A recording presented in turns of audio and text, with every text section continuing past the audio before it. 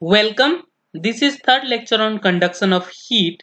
In this video, I am going to discuss about Fourier theory of heat conduction. Basically, I am going to derive heat equation for rectilinear 1D heat flow and I will solve this equation, okay, for two different cases. So we will start with, let's assume we have a metallic rod, okay, and the one end of this metallic rod is in thermal contact with a heater, and the length of this rod is much greater compared to the breadth of this rod. So under this scenario, we can assume this perpendicular section to the rod is isothermal surface. What it means that heat is only flowing in x direction. In the y direction, there is no heat flow because along this the surface is isothermal. Okay. Now suppose the length of rod is L and this point is x equals to 0, then this point obviously will be x equals to L, and we will just take a section of this rod at a distance x from the 0th position, and this is the thickness dx. So let's assume the temperature at point x is theta, and if the temperature gradient is del theta del x, the first question comes in your mind that why del theta del x? Because here we are dealing with variable state, which means theta is both function of x as well as time t. So that's why we are taking del theta del x.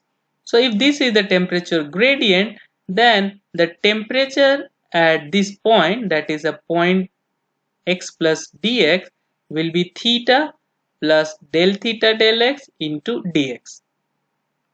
Okay. As there is a temperature difference, then heat will flow from this side to this side, and let's suppose Q1 amount of heat entering in this surface and Q2 amount of heat leaving this surface. Okay. So this is complete setup for the derivation. So we will try to write the mathematical form of this Q1. Then we can write Q1 equals to minus K, conductivity of that material, into area into temperature gradient. Minus sign signifies that heat is flowing from higher temperature to lower temperature. Time factor is not here because we are considering heat entering per unit time. Okay. A detailed discussion about this is present in lecture 1. So if you want to know how this expression came, you can watch that video. Similarly, we can write the expression for Q2. Q2 will be minus K into A into temperature gradient. At this point, temperature is this, so temperature gradient will be del del x of temperature. Okay. Now, as heat entering and leaving are different, so heat must be retained by this section. So heat retained by that section per unit time is given by Q1 minus Q2. So let's write the expression for Q. So Q equals to Q1 minus Q2. And now if you take the derivative of this term, first term will cancel out with this. So we will left with the second term. So Q equals to K into A del 2 theta del x square into dx. As this heat retained by the section utilized in two different ways. First, some part of this heat will be absorbed by that material in order to increase its own temperature. Second part will be radiated out. So this Q will be equals to Q absorbed in order to increase its own temperature plus Q radiated. So let's try to find out this Q absorb and Q radiation. So if rho is the density of material, C is the specific heat of material, and del theta del T is rate of increase of temperature, heat required per unit time in order to raise its temperature by this rate del theta del T will be equals to specific heat into density into volume into rate of increase of temperature. So this is Q absorb. Okay. Similarly, for the finding out the heat radiated per unit time, then we know that heat radiated per unit time is proportional to the temperature difference between surrounding and the surface. Let's E is the emissive power of material, P is the sectional parameter, that is the area of the part which radiates the heat, and the theta is the excess temperature. Excess temperature means the difference between the surface and surrounding temperature. So under this scenario, we can write the heat loss due to radiation per unit time is emissive power into the volume P into dx into temperature difference. Thus we know total Q, we know the Q absorbed, we know the Q radiated. So we will just equate. So this is the total Q plus Q absorbed in order to increase its temperature plus Q radiated, heat radiated. Now we know that theta we can write as excess theta plus theta surrounding. Okay. This theta is basically temperature of surface. Okay. Theta E plus theta S. Now theta surrounding means temperature of the surrounding is constant. So simply we can write this. So we can rewrite this whole equation. Ka del 2 we will replace this del 2 theta del x square by del 2 theta E del x square. Okay. Similarly, we can write this del theta del t equals to del theta E del t. Now we will just rearrange all this term. So we will just take this term in the left side. So we will have del theta t del t, and we will divide by this throughout.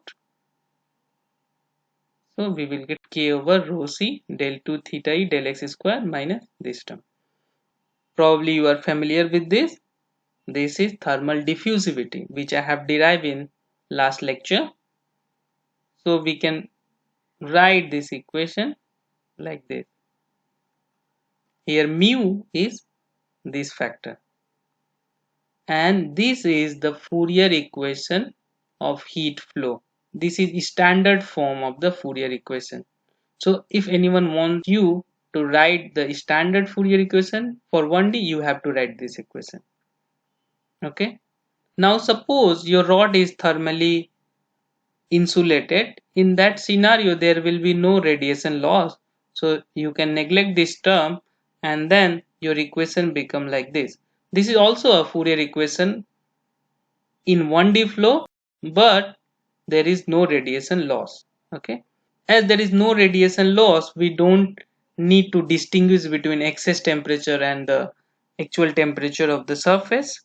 So we can just simply eliminate this factor E, and we can just instead of theta E, we can simply use theta. Okay.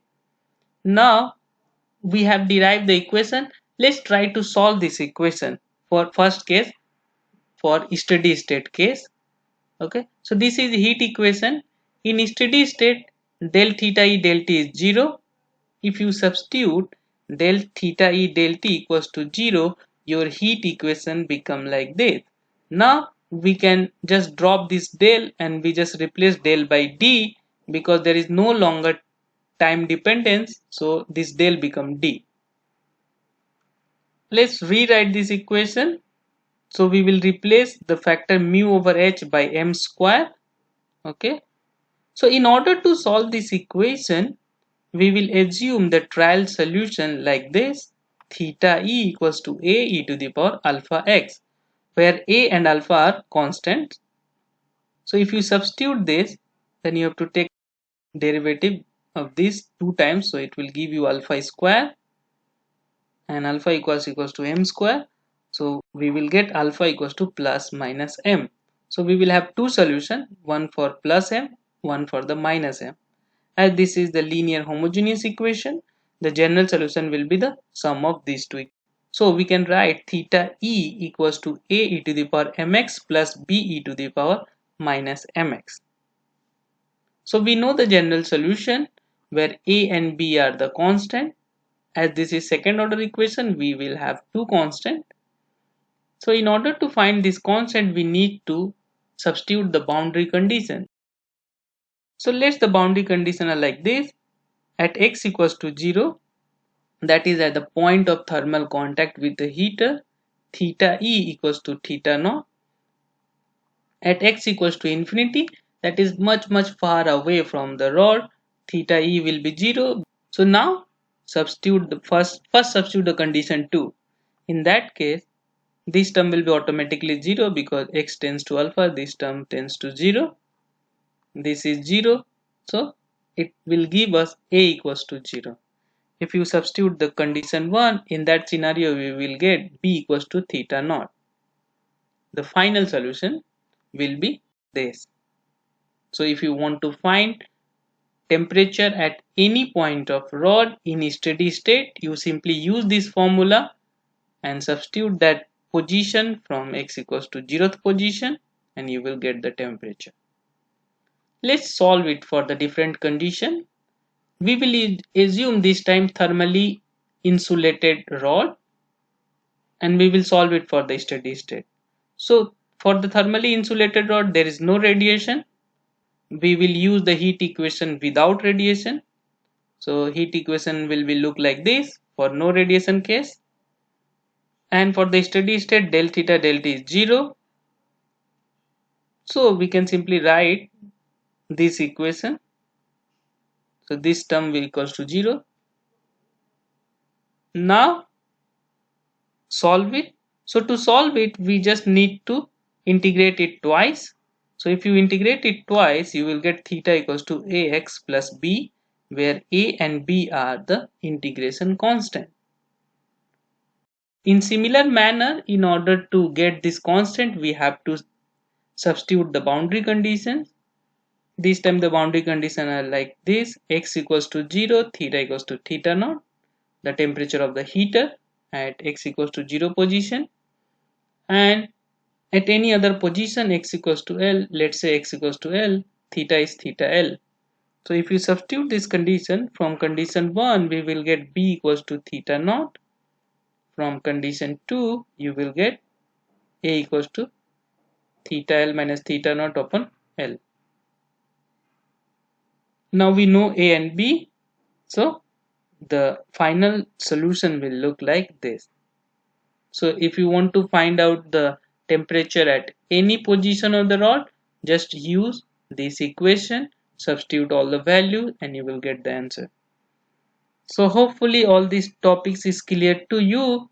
I have derived the equation for 1D and I have solved it for two different scenarios. So I am stopping here. See you in next part. Thank you.